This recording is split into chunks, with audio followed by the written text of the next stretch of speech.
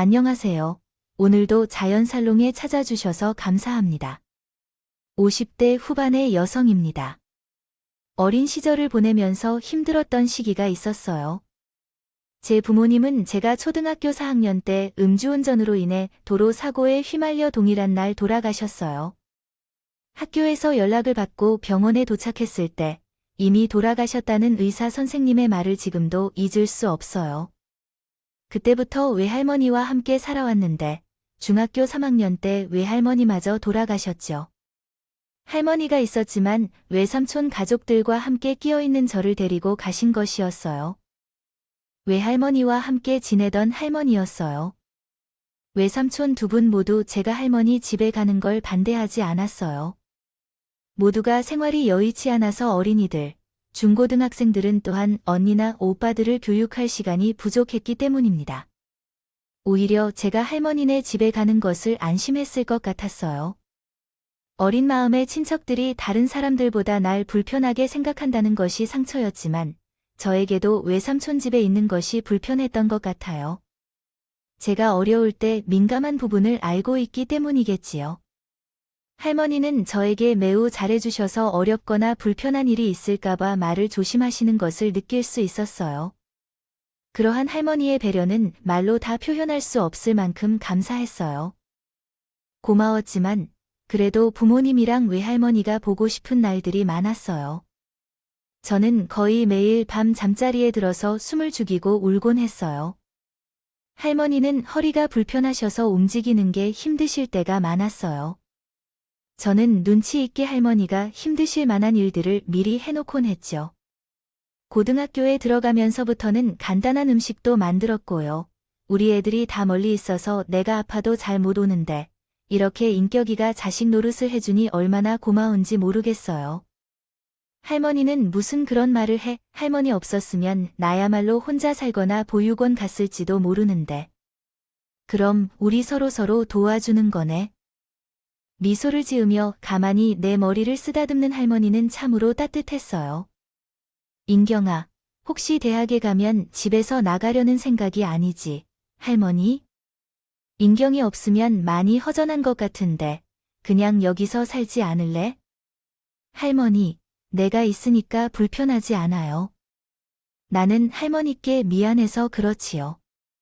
할머니 작은 아들도 별로 안 좋아하시는 것 같고 실은 얼마 전에 할머니 댁 근처로 작은 아들 가족이 이사를 왔어요. 그때는 제가 고등학교 2학년 때였고 1년 정도 있다가 아이들 교육 때문에 독일로 이민을 간다는데 그 전에 할머니와 가까운 곳에서 지내며 자주 만나고 싶다고 하더군요.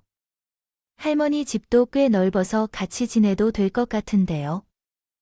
굳이 따로 있는 것을 보면 제가 그 원인이라고 생각되기도 하고 미안한 마음이 들었어요. 그런 건 없어요. 우리 형주도 인경이한테 고마워해. 나 심심치 않게, 힘들지 않게 옆에 있어 준다고 하거든요.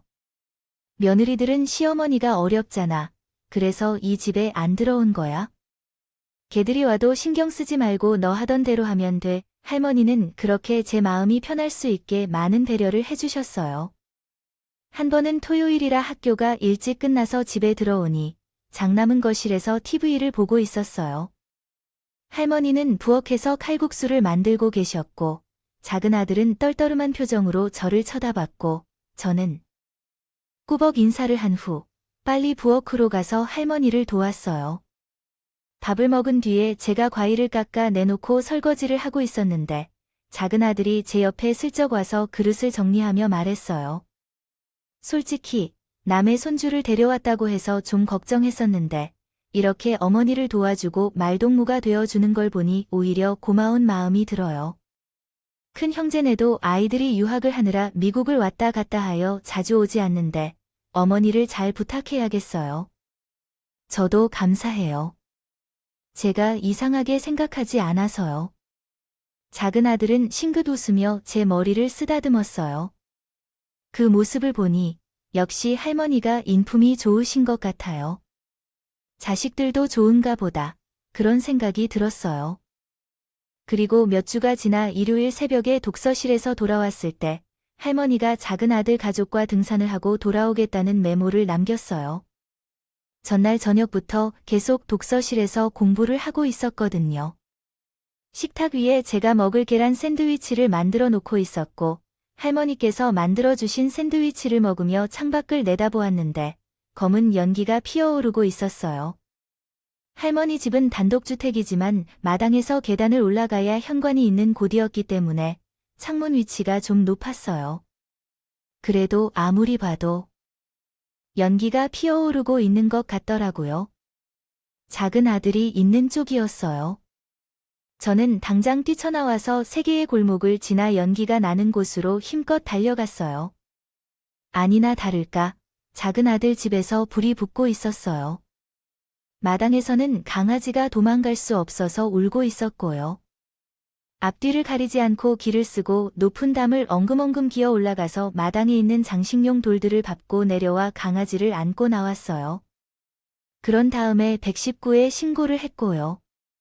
그래도 안에 있는 물건들이 걱정돼서 강아지를 잠깐 세탁소에 가져갔어요. 119가 도착하기 전에 집으로 뛰어들어갔어요. 학생, 거기 위험해. 못 나오면 어떻게 해? 그러면서 세탁소 아줌마가 걱정했지만 불길이 아직 크게 번지지 않았기 때문에 신발을 신은 채 거실 창문을 열고 들어가서 안방을 찾았어요. 다락문을 열어보니 금고가 있었고 장롱 서랍에는 통장들이 들어있었어요. 일단 통장들을 챙기고 금고를 옮기려는데 너무 무거워서 꼼짝도 못하겠더라고요. 그때 요란한 사이렌 소리를 지르며 소방차가 도착했어요. 연기 때문에 기침을 하면서 마당으로 나왔어요. 소방관들이 들어오자마자 저를 보더니 빨리 담요를 덮어주시고 부축을 해주시며 제가 나가라고 하셨어요. 아저씨, 안방 다락에 금고가 있어요. 꼭 꺼내주세요. 학생은 걱정하지 말고 빨리 병원에 가봐. 소방관 아저씨들은 곧 다시 들어가서 불을 껐어요. 저는 응급차로 병원에 실려가서 잠시 산소를 빨고 있어야 했어요. 담에서 내려올 때 다리를 삐어서 부었고 여기저기 화상을 입고 다친 상처를 치료했어요. 저가 링거를 맞고 누워있을 때 할머니와 작은 아들이 왔어요. 아이고, 인경아 큰일 날 뻔했네. 강아지를 구하려고 안에 들어갔다면서 세탁소 아줌마가 다 말해주셨어요.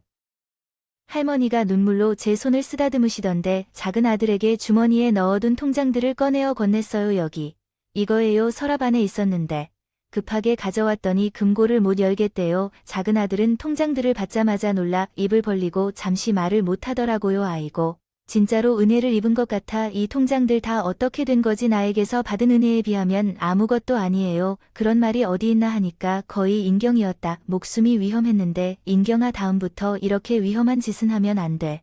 알았니? 정말 고마워. 우리 애들 독이 가서 쓸라고. 돈도 뭐도 모두 날아갈 것 같았는데 인경이가 막아준 거죠. 할머니는 저를 꼭 끌어안으시며 눈물을 흘리셨어요. 제 작은 아들도 계속해서 감사하다고 말했고요. 작은 아들 가족은 이민갱해 전까지 호텔에서 머물렀었어요. 떠나기 전날에는 호텔 레스토랑으로 제를 초대했죠. 그 풍성하고 다양한 음식들이 가득한 식사는 그때까지 처음이었어요. 정말 눈이 휘둥그레질 정도였어요. 작은 아들의 자녀들과 아내분도 저를 반갑게 맞이해 주셨어요. 나는 우리 인경이도 내 가족으로 생각하고 있는데 벌써부터 그래왔거든요. 그러니까 그들도 인경이를 가족으로 인식해야 한다고 생각해요. 그래서 어머니의 저희들에게도 화제가 되었죠. 내 마음이 변해, 은경아. 다시 한번 고맙다. 어머니와 잘 지내시라며 인사를 했는데 큰아들 부부도 함께 와서 인사를 하고 저에게도 고마워하며 손을 잡았어요. 새로운 가족이 생긴 것 같아서 마음이 뭉클했어요. 할머니와 함께 공항에 배움을 나갔을 때 작은 아들은 조용히 저를 부르더니 통장 하나를 주더군요. 내 이름으로 하나 만들었어. 살다 보면 목돈이 필요할 때가 생길 거야. 그때 유용하게 썼으면 좋겠다. 아저씨네도 이민 가서 무슨 일이 생길지 모르는데 이렇게 주시면 어떻게 해요? 우리 걱정은 안 해도 돼. 열심히 잘 살아. 그러면 꼭 좋은 시간이 올 거야. 그렇게 작은 아들 가족은 한국을 떠났다. 저는 다시 일상으로 돌아왔어요. 대학교에 입학했을 때 큰 아들이었고 부모도 미국으로 떠나셔서 한국에는 할머니와 저 둘만 남았어요. 대학 4년 동안 할머니와 둘이 지내면서 저에게 따뜻한 시간이었던 것 같아요. 할머니는 동년배보다 건강하셔서 여행도 많이 다니고 맛있는 것도 많이 먹었어요. 또래들과 놀기보다 할머니와 지내는 게 더 즐거웠고 행복했어요.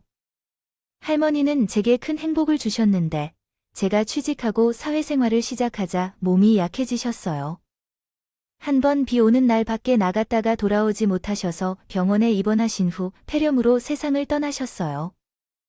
아들들은 한국에 즉시 올 수 없어서 제가 할머니의 빈소를 지켰어요. 발인 날에 맞춰서 겨우 온 가족들은 저를 붙잡고 울었어요. 은경아, 우리 어머니 끝까지 지켜줘서 정말 고맙다. 우리가 불효자라 내가 진짜 자식이야. 아니에요. 다들 열심히 사시느라 그러신 건데요. 할머니도 다 알고 계시니 걱정하지 마세요. 오시느라 너무 고생 많으셨어요. 우리 갈 때는 여리여리하더니 이제 아주 어엿한 사회인이 다 됐네 라며 작은 아들은 저에게 고마워했어요. 그런데 장례식 후에 할머니 가족들은 깜짝 놀랄 말을 했어요. 저에게 할머니와 함께 살던 집을 주겠다는 거였어요. 아니에요. 이러지 않으셔도 돼요.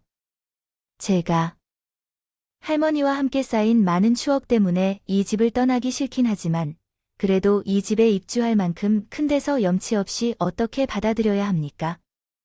우리 어머니가 단호히 말씀하신 대목이 있으니까요. 인경이도 우리 가족이라고 미국에서 전화할 때마다 말씀하셨습니다. 그러니까 이 집은 인경이가 받아주었으면 하는 바람도 있습니다. 우리 어머니도 이곳에서 많은 추억을 간직하고 계셨다고 말했습니다. 그러니까 이곳에서 살 수 있는 만큼 살고 잘 관리해주면 우리는 아무런 바람이 없습니다. 큰아들은 정중하게 말하는데 너무 감겨서 눈물이 나더라고요. 말씀하실 때 확실히 가족이라고 하셨지만 설마 제가 어떻게 진짜 가족이 될 수 있을까 생각했습니다.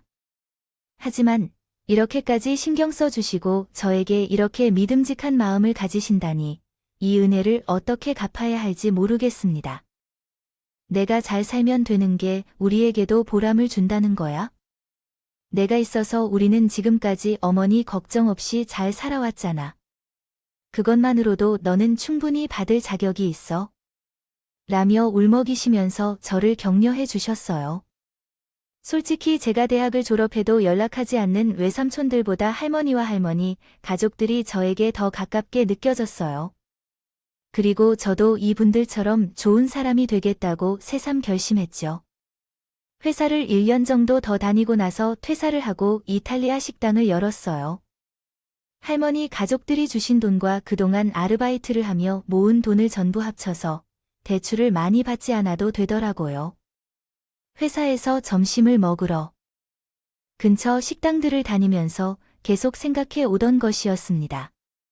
저는 어떻게 하면 직장인들이 좋아할지 잘 알고 있었고 그러한 것들을 주방장과 직원들과도 많이 이야기하며 메뉴를 만들고 인테리어도 했습니다. 그 덕분에 식당은 항상 사람들로 붐비게 되었고 근처 대학가에까지 소문이 퍼져서 학생 단골들도 많이 생겼습니다. 저는 직장인들을 위한 점심 런치를 학생증을 보여주면 저녁에도 주문을 할 수 있게 했습니다. 그러더니 정말 많은 학생들이 몰려왔습니다. 제가 학교 다닐 때 맛있는 음식을 먹고 싶었지만 돈이 부족했던 기억이 있어서 학생들에게 저렴한 값을 제공하고 싶었는데 완전 대성공을 거두었습니다. 그렇게 식당이 잘 되기 시작한 시점에 저는 다른 지역에서 돈가스를 중심으로 하는 일식 식당을 하는 남자를 만났어요. 김 사장님은 정말 수단이 좋으세요. 나도 한 수 배우고 싶은데 팁을 좀 알려주실래요? TV를 하는 일은 없고 만약 나를 대신한다면 어떤 것을 먹게 될지 어떻게 도와주길 바랄지 많이 고민했어요. 제가 직장 생활을 한 경험이 많은 도움이 되었고요. 그래서 저도 잠깐 어딘가에 취직해서 회사를 좀 다녀볼까요? 사람들의 마음도 조금 알게 되고 농담을 하는 사람도 성격이 좋아 보였고 쾌활했어요. 그 남자가 제 식당에 오는 빈도가 늘면서 나도 그 사람을 조금씩 좋아하게 되었어요. 식기는 어디서 구입했는지, 그리고 재료는 무엇을 사용했는지 알 수 있을까요? 어디서 거래를 하는지 그런 것도 다 알려줬어요. 남자의 식당이 좀 어렵다는 걸 알고 도움이 되길 바라는 마음이었어요. 개인적으로 좋아하는 마음도 있었고요. 그리고 우리 식당뿐 아니라 남편이 운영하는 식당에서 아르바이트를 한 학생들에게도 장학금을 주기도 했어요. 임경 씨의 마음 씀씀이에는 정말 반할 수밖에 없어요. 이런 사람과 평생을 함께 한다면 얼마나 좋을지 생각만 해요. 쟤와 결혼해주세요. 그 사람이 프로포즈했을 때는 부끄러웠지만 좋다며 허락했어요. 쟤와 그 사람이 만난 지 8개월이 되던 때예요. 결혼을 약속하고 반년은 정말 즐거웠어요. 언젠가 결혼할 날을 잡을 꿈도 있었고 그 사람과 함께 보낼 부푼 미래를 상상했어요. 시간도 정말 즐거웠어요. 남자의 부모님을 만났을 때 그 사람은 엄마, 아빠, 인경 씨, 진짜 나는 사람이라는 거 아니까? 사업 성공이 보통이 아니라고 회사 다니면서 배운 걸 자신의 감각으로 아주 잘 녹여냈다고 해서 인재야, 인재. 제가 부모님이 없다고 했을 때 남자 부모님은 좀 놀란 듯한 표정이었지만 그 사람의 이야기를 잘 대해주니 그들도 저에게 좋은 말만 해주셨어요. 젊은 아가씨가 참 야무지네요. 우리 성현이 잘 부탁해요. 이 사람이 아들이라고 오조오조 키워서 또래보다 어려운 아가씨가 잘 좀 서포트 해주네요. 아니에요. 저야말로 성현 씨가 있어서 많이 든든해요. 열심히 잘 살게요. 하지만 6개월이 지났음에도 결혼 날짜를 잡지 않아서 저는 조바심이 나기 시작했어요. 우리 이제 결혼 날짜를 잡아야 될 것 같아요. 결혼은 이미 약속한 지 벌써 6개월이나 지났잖아요. 여기까지 오면서 우리 식당을 조금만 더 안정시켜 놓고 하자. 그리고 우리 회사를 합치는 것도 생각했어. 어차피 결혼하면 둘 다 우리 것인데 이렇게 나눠서 할 필요 없잖아요. 그런데 일식과 양식 사업이라서 성격이 너무 다르잖아요. 이것저것 다 하는 것 같으면 오히려 전문성이 없어 보일 수도 있어요. 이런 부분을 어떻게 해결해야 할지 더 꼼꼼히 점검해 봐야 되는 것 같아요. 성현 씨는 다 좋지만 너무 마음이 앞서가는 것 같아요. 그러니까 방법을 광고해서 성공을 이루자고 법인을 설립하고 식당을 완전히 분리하여 현재와 같이 운영하면 된다는 거죠. 땡땡 홀딩스라는 회사를 설립하고 그 하단에 이탈리아 요리 전문으로 사람들에게 정말 인기 많은 아이처럼 환영받았고 결국 남자와 함께 작업에 착수했습니다. 일단 홀딩스 대표는 자신의 이름을 사용하여 제가 이사가 되었는데 그동안 다양한 자문을 받으면서 천천히 작업을 진행하는 능력을 놀랍게도 보여줬어요. 그래서 우리는 일찍이 식당과 이탈리안 음식점을 경영하기 시작했고 아직도 본사에 소속되어 있는 일식 음식점에 다시 신경을 쓰고 있습니다. 하지만 일식을 잘 몰라서 주방장과 대화를 많이 나눴어요. 매일 직원들과 회의를 하면서 메뉴를 새롭게 변경하고 인테리어도 바꾸었어요. 그 결과 식당은 점차 명성을 얻게 되었고 매출도 조금씩 상승했어요. 남자는 투자금을 모으느라 사람들을 만나느라 정신이 바쁘기 때문에 일식뿐만 아니라 이탈리안 레스토랑도 내가 주의를 기울여야 했어요. 그러다가 6개월이 훌쩍 지나갔어요. 결혼 생각을 할 틈도 없을 만큼 정신없이 지나갔었어요. 와, 일식당 이제 잘 되네. 역시 당신은 사업을 하는데 재능이 있어. 그런 사람은 없다고 생각해요. 시장을 파악하려고 노력하고 매일 직원들과 소통하니까. 그렇지. 이제 성현 씨도 식당 좀 나와봐. 나도 그러고 싶은데. 요새 투자자 잡기가 참 힘들어 사람들을 만나기만도 버거워서 좀 이따가 나갈게. 너무 남의 돈만 끌어다가 하려고 하면 안 돼. 돈은 그만 모으고 다녀라고 했지만 그 사람은 제 말을 듣지 않았어요. 그러더니 점점 연락도 잘 되지 않았고 사무실에 가도 만나기가 힘들었어요. 투자를 받으러 간다는데 저는 더 뭐라고 할 수도 없었죠. 하지만 제가 투자금을 얼마나 모았는지 서류를 보려고 해도 어디 있는지 찾을 수가 없었어요. 대표님이 절대 기밀이라고 아마한테도 보여주면 안 된다고 했어요. 이사님께도요. 제가 투자 관련 서류 좀 보자고 하면 비서는 앵무새처럼 같은 말만 하더군요. 그런데 어느 날 식당이 끝나는 시간이 다가오니 주방장이 나를 보자고 하더군요. 대표님한테 뭐 이상한 거 못 느꼈어요? 제가 다른 가게 친구한테 들었는데 우리 홀딩스 이름도 바뀌고 운영체계도 다 바뀐다던데요. 그게 무슨 소리예요? 제가 그런 말 안 들었는데요. 지금이라도 한번 알아보세요. 좀 이상해요. 오늘 낮에는 다른 사람이 새로운 사람을 만나러 갔어요. 난 너무 놀라서 그 사람을 만나러 갔을 때 이미 한 발 늦었어요. 사람은 일주일 전에 이사를 갔고 이전에는 제가 이틀 전에도 방문했던 사무실이었습니다. 그러나 비밀리에 하루 만에 다른 곳으로 옮겨버렸어요. 그 뒤로부터 저는 식당에 얽힌 일들로 정신이 없었어요. 남자는 회사 이사 자리에서도 쟤를 제외시켰고 제 이탈리안 식당까지 자신이 영업했던 것처럼 서류를 조작하고 제가 제안한 것도 자신이 한 것처럼 주장하며 심지어 특허 신청까지 해두었어요. 저는 이를 막기 위해 발버둥 쳤지만 막을 수가 없었어요. 더 끔찍한 것은 이 이사라는 사람이 항상 서류를 보여줄 수 없다고 주장했던 비서였다는 사실이었어요. 한순간에 모든 게 드러나고 만 겁니다. 이탈리안 식당에 가서 제 식당이 아니었다는 사실을 알았을 때 직원들도 제가 떠나는 것을 너무 안타깝게 여겼지만 할 수 있는 일 없었어요. 결국 점차 직원들이 떠나고 새로운 사람이 찾아왔을 때 제가 알고 있었던 제 식당은 완전히 사라져 버렸어요. 이 모든 일은 한 달도 되지 않아 벌어졌고 제 식당이 정리된 이후 남자가 뻔뻔하게 나타나서 큰 소리를 쳤어요. 김인경 씨가 왜 저희 회사 일에 참견하냐? 이제 그만 제 앞에서 사라져 주세요. 안 그러면 경찰을 불러요. 진짜. 어떻게 내게 이런 말을 할 거야? 누가 이런 것을 만들었을까? 우리 결혼은 완전히 끝을 내리겠다는 말이야. 이 증거는 김민경 씨가 만들었다는 것을 의미합니다. 그러나 그 증거가 현재 없어요.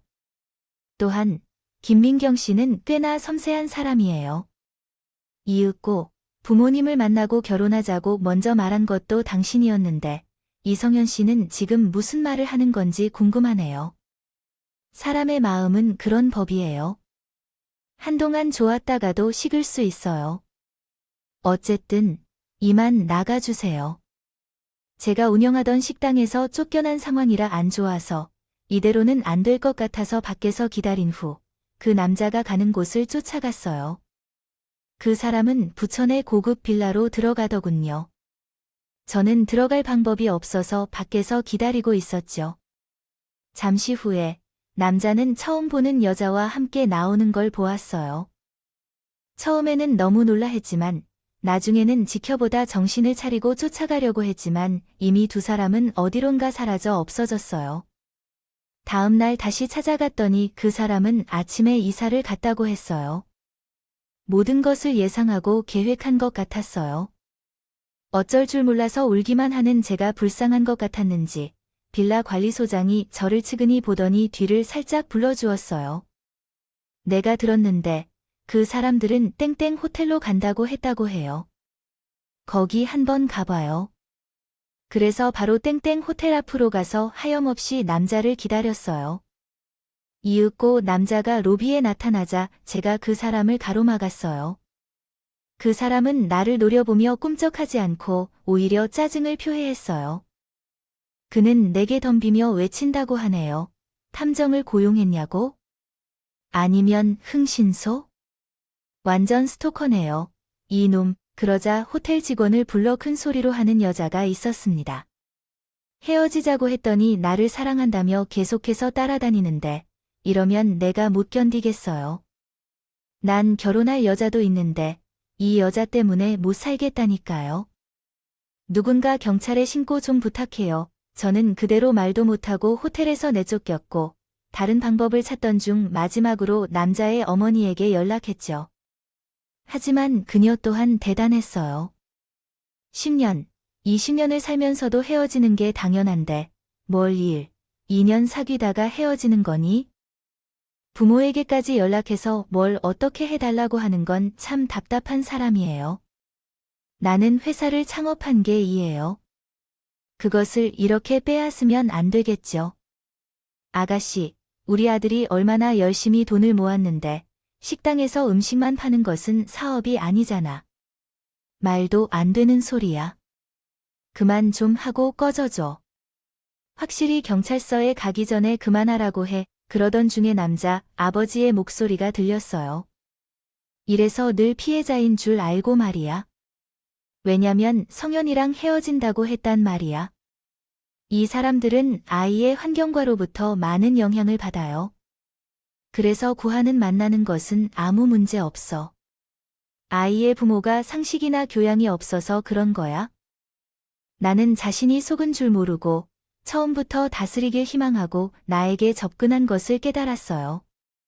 하지만 깨달았다 해도 나에게 할 일은 아무것도 남아있지 않았어요.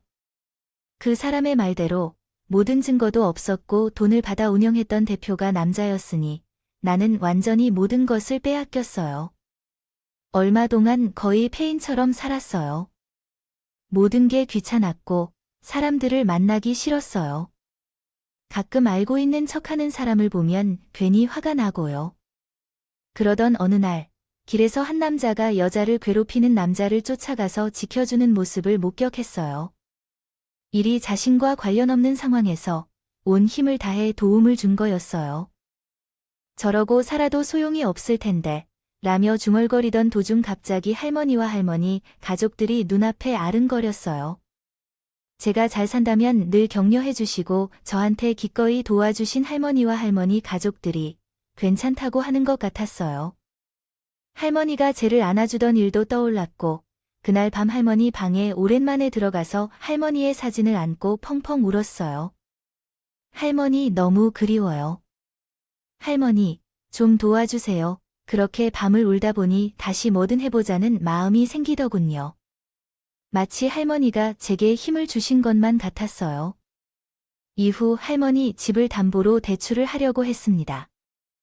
받아서 다시 식당을 열기로 결정했어요.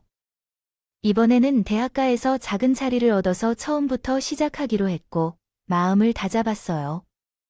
전에 이탈리안 식당을 운영할 때 학생들을 먼저 신경 쓴 경험을 떠올리면서 학생들이 좋아하는 음식들을 중심으로 메뉴를 구성했어요. 중식이나 제가 잘 못하는 음식만 제외하고 일식, 한식, 분식뿐만 아니라 파스타도 판매하는 식당을 오픈했습니다. 우리의 목표는 저렴한 가격에 좋은 재료로 맛있는 음식을 다채롭게 제공하는 것입니다. 이러한 목표를 달성하기 위해 모든 힘을 다하겠습니다. 당시의 대학가의 현황을 고려하면 이러한 전략이 신중한 선택이었던 것 같아요. 주변 가게 사장님들은 오히려 격려해주고 어떤 메뉴로 사람들을 유인하느냐 묻기도 했습니다. 잊으려고 집에도 가지 않고 거의 식당에 붙어 살았어요. 그 남자한테 당했던 게 생각날 때마다 우라통이 터질 것 같으면 근처에 있는 노래방에 가서 실컷 노래를 부르며 펑펑 울고 다시 돌아와서 일을 하는 시기였어요. 그렇게 힘든 시간을 버티다 보니 점점 단골도 생기고 입소문이 퍼져서 일부러 찾아오는 사람들도 생겨요. 블로거들은 우리 식당을 꼭 들러야 되는 곳이라며 소개하기도 했죠. 몇몇 블로그에 소개된 후에는 제 식당에는 줄을 서야 하는 정도로 사람들이 몰리게 됐어요. 그때 이탈리아 식당에서 부주방장으로 있던 셰프가 찾아왔어요. 블로그에서 식당을 봤는데 어색하게 알겠어요. 사장님이실 것 같았어요. 진짜 사장님이 생각 많이 하면서 살았는데 이렇게 또 해내셨네요. 해내실 줄 알았어요. 그때 식당에 비하면 보잘것이 없어요. 여기 학생들이 되게 좋아하는 것 같은데요. 그럼 성공하신 거예요. 식당 크기 같은 게 중요한 게 아닌 것 같아요. 셰프는 지금 다니는 식당이 너무 이익만 추구하느라 너무 저렴하게만 쓰는 게 고민이라고 했어요.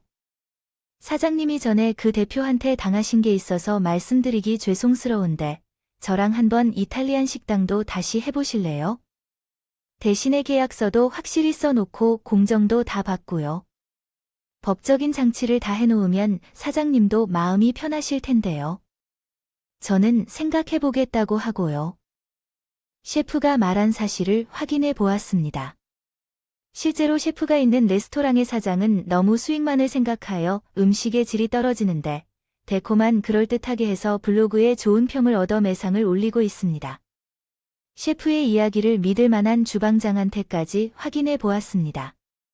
주방장은 함께 일해보자며 제의했다면 농담이 아닐 것으로 생각합니다. 사장님을 만날 기회가 생기면 이에 대해 고민하고 조사한 후 제안할 것입니다. 주방장은 대표가 나간 후에도 친절하게 대해주어서 그 고민과 노력을 인정해 주어야겠습니다. 믿을 만했어요. 저는 주원 씨와 함께 일을 해보기로 결정했어요. 제가 알고 있는 식당은 다른 주방장을 고용하여 노하우를 전수해 주었고 새로운 이탈리안 식당이 자리를 잡는 데에는 당분간 매진하기로 했어요. 아침에는 직장인들이 들러서 간단한 스프, 빵, 그리고 샐러드를 먹을 수 있도록 했더니 오픈한 지 얼마 안 돼서부터 반응이 좋았어요. 아침을 잘 먹고 간 사람들이 다른 것도 맛보고 싶어서 다시 방문했을 때 그들을 잘 붙잡기 위해 메뉴를 잘 준비했거든요. 성공한 모닝타임은 오후와 저녁의 매상으로 이어졌어요. 지원 씨의 요리 실력이 좋았고 무슨 맛을 좋아하는지 아주 잘 알고 있는 다른 사람들 때문에 식당은 갈수록 손님이 늘어갔어요. 그래서 체인점을 내자며 찾아오는 사람들이 생겼어요. 하지만 저는 회사를 뺏겨본 트라우마 때문에 모두 거절했어요. 아무리 잘한다고 해도 누가 작정하고 나쁜 마음을 먹으면 또 예전과 같은 일이 일어날 테니까요.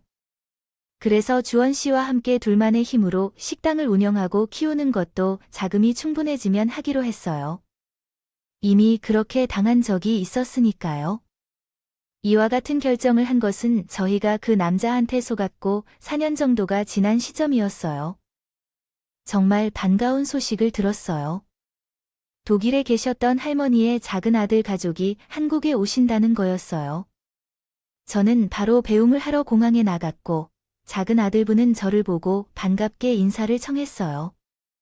아저씨, 건강하셨어요? 이렇게 다시 뵙다니 꿈만 같아요. 그래 살아 계시니 다시 만나게 된다니 기쁘네요. 제가 먼저 너에게 연락을 해야겠다고 생각했어. 너는 계속 어머니 집에 있어서 얼마나 반가우셨는지 어머니가 있던 자리를 그대로 남겨줘서 감사해. 말할 필요 없도록 그 집에서 어떻게 나가게 되세요? 참, 우리 딸 송아가 있잖아. 2년 전에 한국에 출장 와서 남자를 만나 결혼했나 봐요. 결혼을 하고 우리도 이사 오기로 했어요. 한 거다. 진짜 벌써 그럴 나이가 됐네요. 정말 잘 됐어요. 너도 결혼식에 꼭 와야 돼 우리 가족. 아니냐, 그런 거 치고 너무 연락을 안 해서 정말 미안했다. 이제는 진짜 가족처럼 지내자. 그러니까 결혼식 와야 돼, 물론이죠.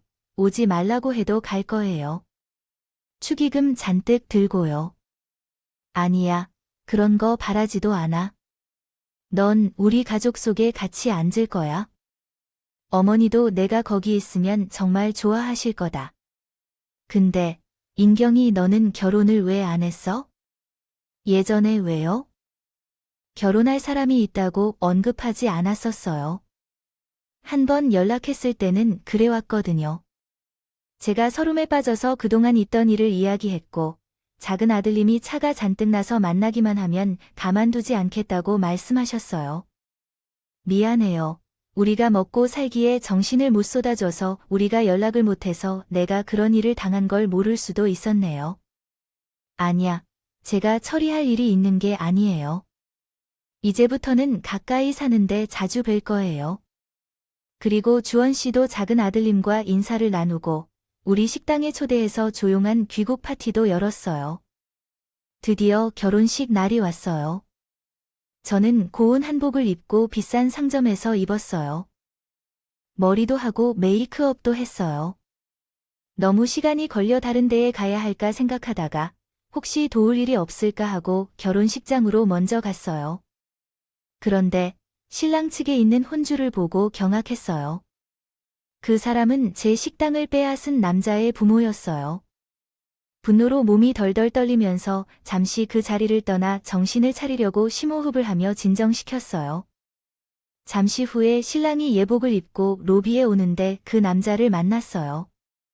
그 남자의 부모는 독일의 공학연구소에서 소장으로 일하던 사람이었고 박하사돈이라며 직원들에게 자랑하고 있었어요. 그 사람들 눈에 띄지 않게 조심조심히 피하려고 했어요. 주차장에서 작은 아들 가족을 기다리다가 따님과 작은 아들 부부가 도착했어요. 저는 얼른 작은 아들 부부를 잡고 그 사람들이 제 물건을 모두 가져간 사람들이라고 말했어요. 그 말을 듣고 있는 두 분의 표정은 크게 일그러지고 아내는 송아하며 딸을 찾아 바쁘게 올라갔어요. 그 사람들이 착한 얼굴을 하며 우리를 속였었던 거야.